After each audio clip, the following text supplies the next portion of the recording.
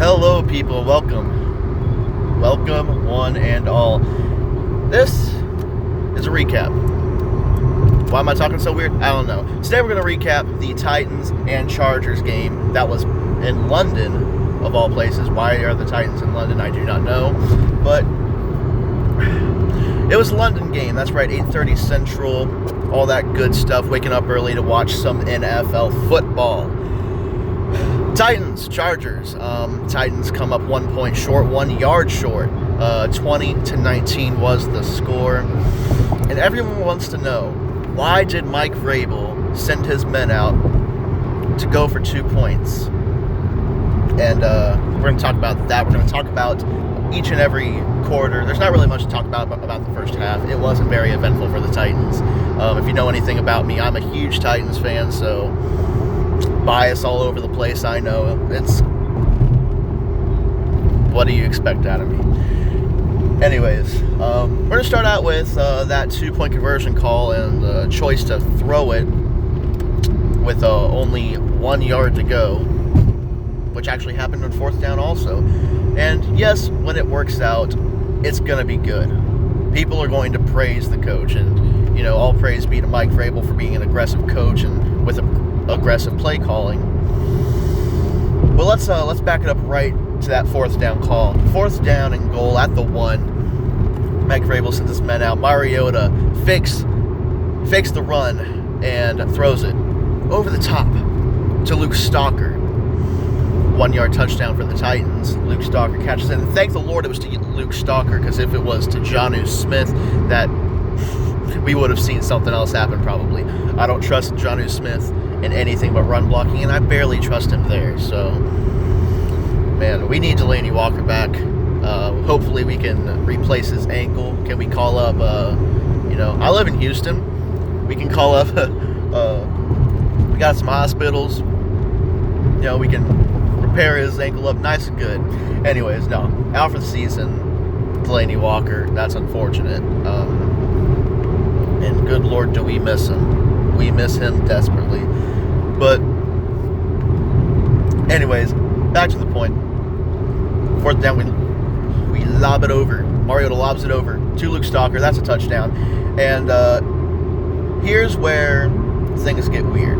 You have the opportunity to kick the field goal, the extra point, and go into overtime. Now, everyone knows Phillip Rivers and that Chargers offense, they could easily go down the field in the first overtime, score that touchdown, and it's game over. So, truth be told, maybe it's a good thing that they went for 2. It would have been better if they had converted it. But let's take a look at what our defense has done in the 4th quarter. We were able to stop them at midfield-ish, and that gave us an opportunity to drive down the field, which we did. We got a touchdown. That's good and all. We didn't convert this 2-point conversion, but our defense ranked, I think, 3rd or 6th, whichever one, in the NFL. We're a top defense in the NFL. Vrabel, being a defensive mastermind in his own right, and the fact that he is a Hall of Fame worthy player, I don't know why he wouldn't just trust his defense. Not only that, I see people already saying, fire Vrabel, fire Vrabel. The dude is only in his first year as a head coach, and look at what he's done already. He has led our Titans to a win over the defending Super Bowl champions, the Philadelphia Eagles, in overtime. He's brought us to the point where we can compete for the division. And yes, I know Malarkey did that. He brought us to that point, but Vrabel has been able to keep that going, one, and give us a reason for the boys. That has driven us to win more. I don't even know how to put it. I mean, Philadelphia Eagles, that three tight end set, we were expected to get blown out of the water. Why would we fire a guy who brought us, a win over the Philadelphia Eagles, the defending Super Bowl champions, and is keeping us in contention for a playoff run? that aside, anyways, we know what happened. First 2-point conversion, okay? Yeah, we saw it happen. It was a holding call, which that should have been... we should have been able to see, okay, this isn't going to work out, let's just kick the field goal, go into overtime. No, we went for it yet again. So, first 2-point conversion, Mariota is running around, scrambles out to the outside, lobs it into triple coverage. Mariota. Throws it into triple coverage. It's incomplete. We get a holding call. And then the losing play of the game. Now, here's my problem. I'm not going to blame this solely on Mariota because he did have pass rush coming in, but it was up the middle. If we look at what happened on that play, he had 1, 2, 3 men that were being guarded, one that was coming up the middle. He could have rolled out easily. Now, I get the left side is your blind side. You're not going to be able to see that. But the right side, they had good blocking on him, and a rollout isn't going to kill him. But no, he throws it into double coverage, and it's tipped away by the safety. I don't remember his name, but the safety of the Los Angeles Chargers. And that's the game. Now, he's trying to throw the slant route to the back of the end zone to Taywan Taylor. Now, first of all, Taywan Taylor, he's not a wide receiver too. He's not a second wide receiver. Maybe a slot receiver. Tajay Sharp, maybe a number 3. The fact that we have 2 number 3s, maybe a number 2 in Corey Davis, and no number 1 receiver is a problem. We need weapons for Mariota. And that showed to be a major problem.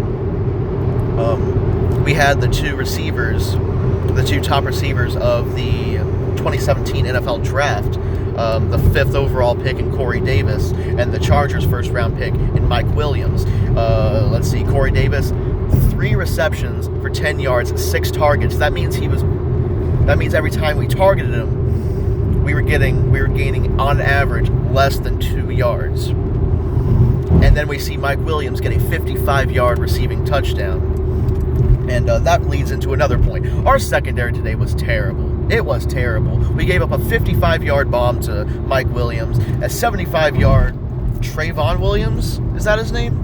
Trayvon Williams goes for 75 yards on a touchdown catch. Where did this secondary go? Where did Byard go? Kendrick Lewis is not an NFL talent, and I know I saw SFE, Sports Fan Entertainment, say this, but we need to bench Kendrick Lewis more than anything here. We miss Kenny Vaccaro, yes, but it's time for Dane Cruikshank to come in over Kendrick Lewis, at least until Vaccaro comes back. And I think he could come back for the game against the Dallas Cowboys, but until then, we need to put in Dane Cruikshank because he had no idea what he was doing out there. Kendrick Lewis, that is. That was the major catalyst to our defeat today. Now, I will say we were able to get the run going a little bit with Dion Lewis. We got a 1-yard rush for a touchdown with Derrick Henry, but Dion Lewis played well. He did play well. He got over 90 yards, and he broke off one big one towards the end of the game that gave us the opportunity to win the game. We went for 2. We missed it. But one last point I want to put into this is that second half. We looked like a real football team in that second half. We looked good in the second half. And that's the type of thing we need to have consistently, because we cannot give up 20 points to these high-quality teams like the Chargers. It's not going to work against a high-quality team like the Cowboys. And I know, yeah, the Cowboys, you can have whatever opinion you want on them, but they're a good football team. And we can't have these early sputters where we're giving up 20 points to teams with good offenses. And I'll make I'll make a pregame show for the Dallas Cowboys game. We're going on a bye week. Dallas Cowboys are going on a bye week after their game today. And I believe it's a Monday night game, which is nice. I'll make a pregame show for that, but I think a key for that game, if I'm just going to put it out right now, is just don't let them get off to an early start like we let the Los Angeles Chargers get. So, as good as we looked and as good as our defense looks consistently, we need, 1, to fix our secondary. 2, we need to get that run game going early, because if we can do that, we weaken their defense, which we saw today. That's why Mariota looked better than probably the rest of the 2018-2019 season so far. But